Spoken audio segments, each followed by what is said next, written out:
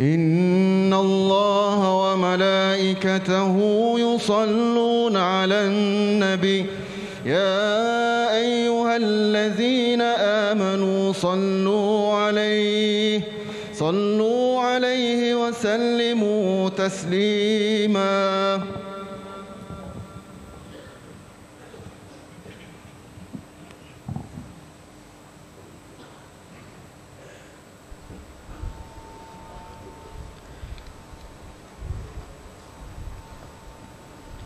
Assalamualaikum warahmatullahi taala wabarakatuh. Allahu akbar. Allahu akbar. Allahu akbar. Allahu akbar. Allahu akbar. Allahu akbar. Allahu akbar. Allahu akbar. Allahu akbar. La ilaha illallah wallahu akbar. Allahu akbar walillahil hamd. Alhamdulillahil qail وأذن في الناس بالحج يأتوك رجالا وعلى كل ضامر يأتين من كل فج عميق ليشهدوا منافع لهم ويذكروا اسم الله في أيام معلومات على ما رزقهم من بهيمة الأنعام فكلوا منها وأطعموا البائس الفقير. أشهد أن لا إله إلا الله وحده لا شريك له وأشهد أن سيدنا محمدا عبده ورسوله. اللهم صل وسلم وبارك على سيدنا محمد وعلى آله وأصحابه أجمعين. أما بعد، فيا أيها المسلمون اتقوا الله، أوصيكم وإياي بتقوى الله، فقد فاز المتقون. قال الله تعالى: يا أيها الذين آمنوا اتقوا الله حق تقاته ولا تموتن إلا وأنتم مسلمون. الله أكبر. الله أكبر. الله أكبر ولله الحمد. Hadirin muslimin dan muslimat yang dikasihi Allah Subhanahu wa taala sekalian, saya berpesan kepada diri saya dan para jemaah, marilah sama-sama kita bertakwa kepada Allah Subhanahu wa taala dengan melaksanakan perintahnya dan meninggalkan segala larangannya. Mudah-mudahan kita menjadi hamba Allah Subhanahu wa taala yang diridai di dunia dan di akhirat. Khutbah Aidul Adha pada kali ini bertajuk Ibadah Haji dan Aidul Adha, kemuncak zikrullah. Hadirin muslimin dan muslimat yang dikasihi Allah Subhanahu wa taala, Aidul Adha merupakan salah satu daripada dua hari kegembiraan umat Islam yang disyariatkan. Hadis daripada Anas bin Malik radhiyallahu anhu mengisahkan, Rasulullah sallallahu alaihi wasallam tiba di Madinah dan penduduk Madinah mempunyai dua hari untuk bermain-main, iaitu merayakannya sewaktu jahiliyah. Maka baginda sallallahu alaihi wasallam bersabda, sesungguhnya Allah Subhanahu wa taala telah menggantikan kepada kalian dua hari yang lebih baik daripadanya, iaitu Aidil Fitri dan Aidul Adha. Selain hari kesyukuran dan kegembiraan, Aidul Adha adalah hari zikrullah, iaitu hari mengingati serta membesarkan Allah Subhanahu wa taala. Dalam menghidupkan Aidul Adha dengan zikrullah, umat Islam yang tidak menunaikan haji disunatkan bertakbir bermula sesudah salat subuh hari Arafah pada 9 Zulhijjah, berterusan sehingga sesudah solat asar pada hari tasyrik ketika pada 13 Zulhijjah. Manakala para jemaah yang menunaikan ibadah haji disunatkan bertakbir bermula sesudah solat zuhur hari Aidul Adha 10 Zulhijjah, kerana sebelum itu mereka disunatkan bertalbiyah. Allahu Akbar, Allahu Akbar, Allahu Akbar, walillahil hamd.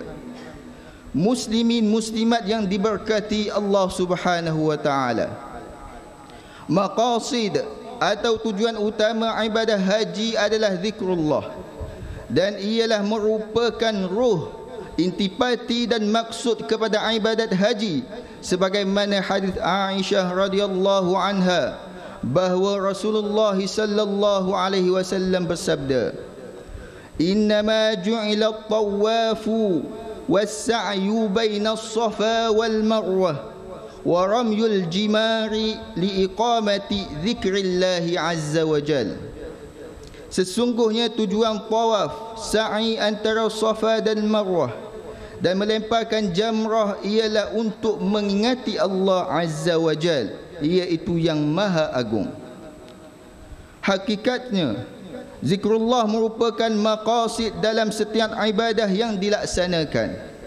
Al-Quran memperlihatkan di setiap akhir ayat yang berkaitan dengan ibadat. Berkaitan salat, Allah Subhanahu wa taala berfirman dalam surah An-Nisa ayat 103 yang bermaksud, "Kemudian apabila kamu telah selesai mengerjakan salat, maka hendaklah kamu menyebut dan mengingati Allah semasa kamu berdiri atau duduk dan semasa kamu berbaring." Firman Allah Subhanahu wa taala berkaitan puasa dalam suratul Baqarah ayat 185, "Dan juga supaya kamu cukupkan bilangan puasa sebulan Ramadan, dan supaya kamu membesarkan Allah kerana mendapat petunjuknya, dan supaya kamu bersyukur."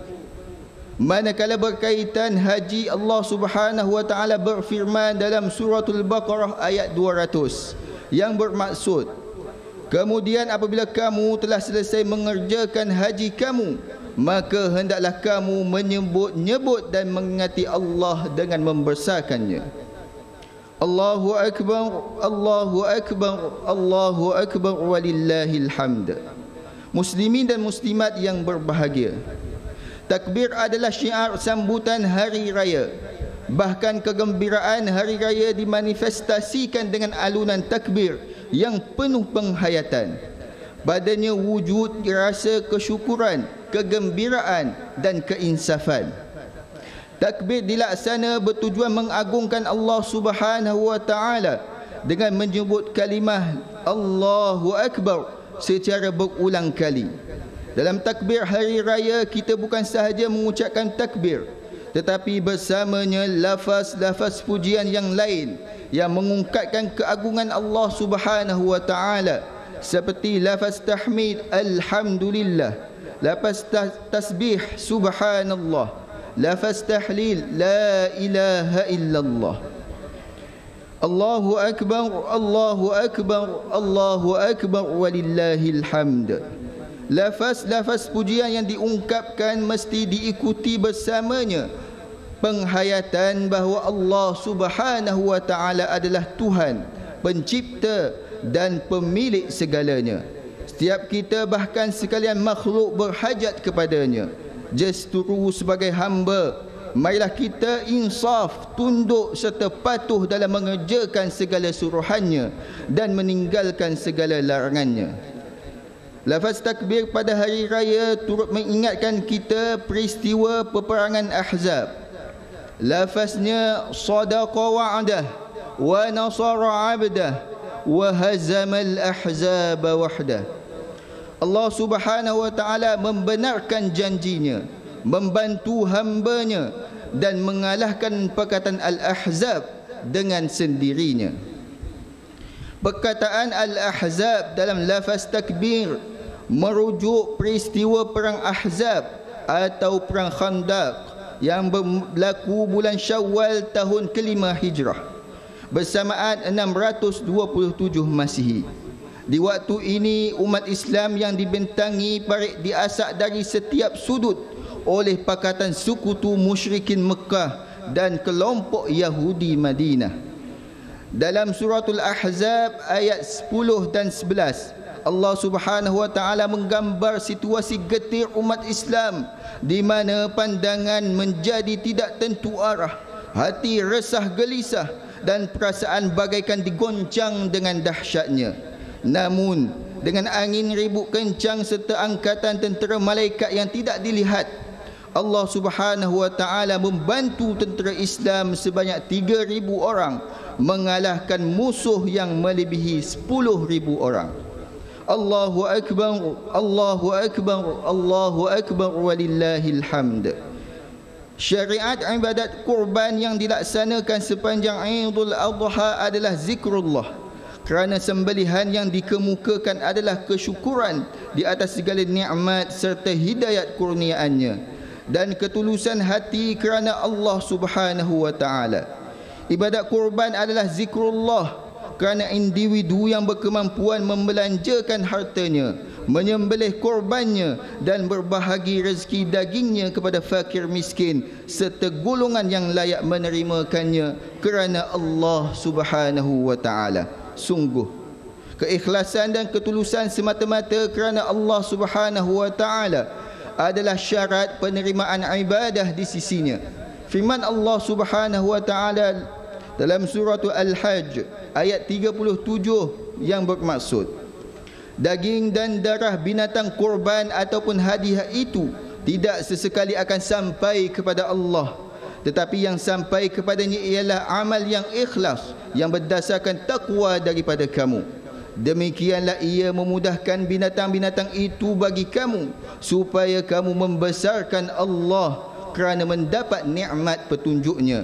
Dan sampaikanlah berita gembira dengan balasan yang sebaik-baiknya kepada orang-orang yang berusaha supaya baik amalnya.